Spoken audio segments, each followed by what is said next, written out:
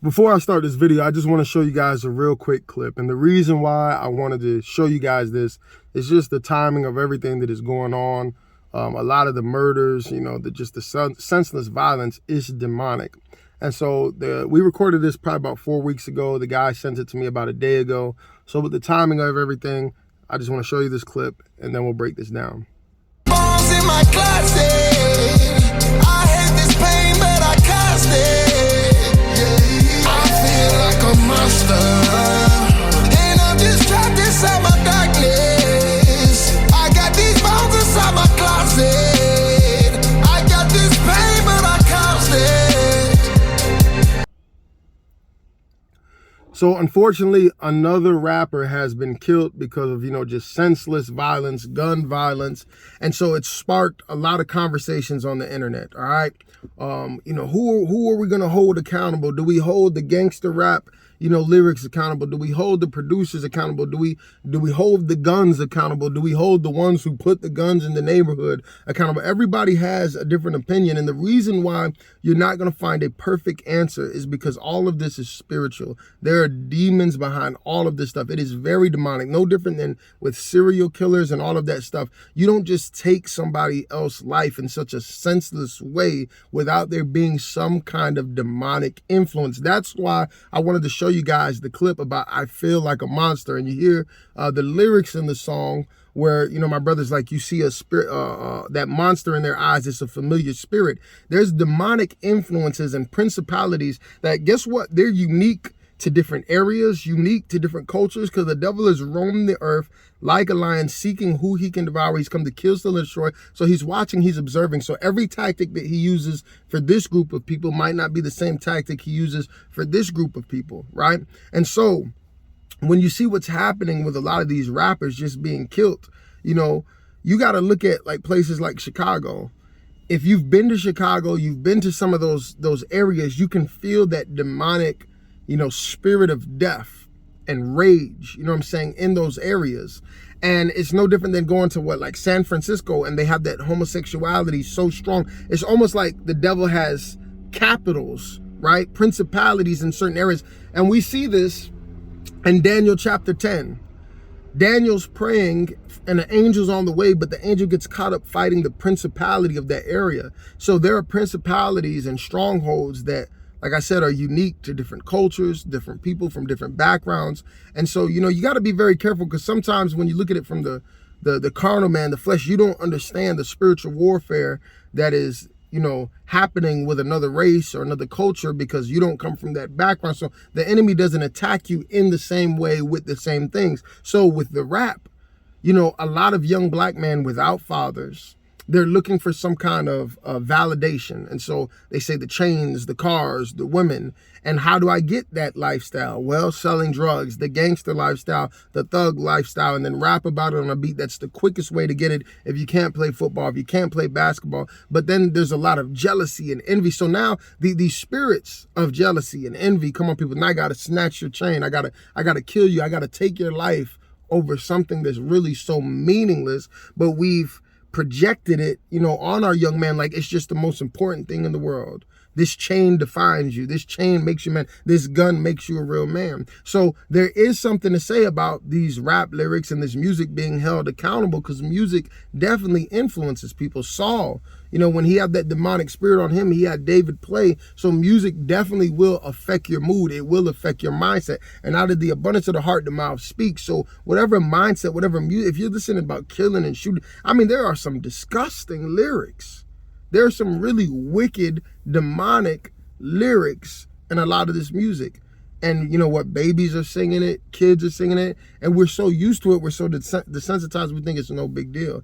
But the bigger problem is there's a spirit behind all of that. It's all part of the strategy, you know, for the devil to get us to kill one another, to just listen to those voices, that monster, right? The spirit of murder, spirit of fear, spirit of jealousy and envy coming on people. I'm going to take your life. I'm going to steal. They're doing the same thing that the devil's done. Kill, steal, destroy.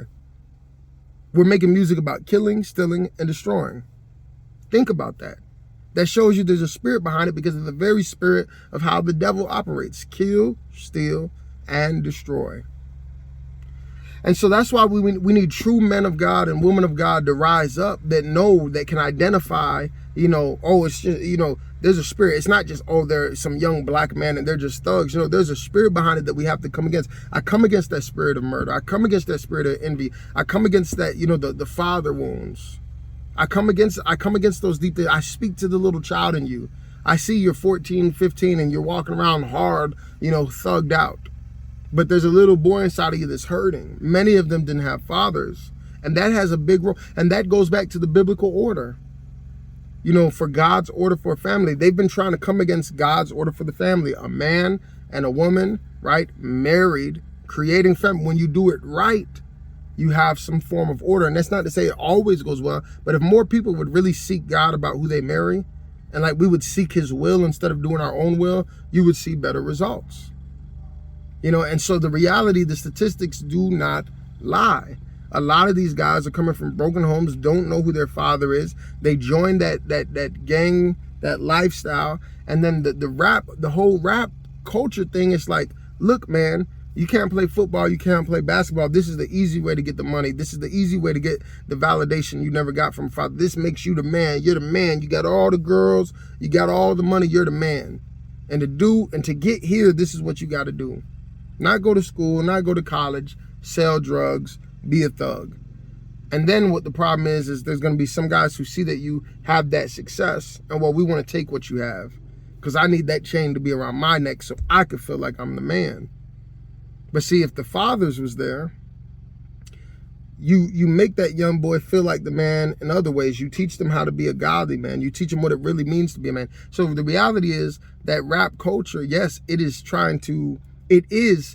teaching our young boys this is what a man is.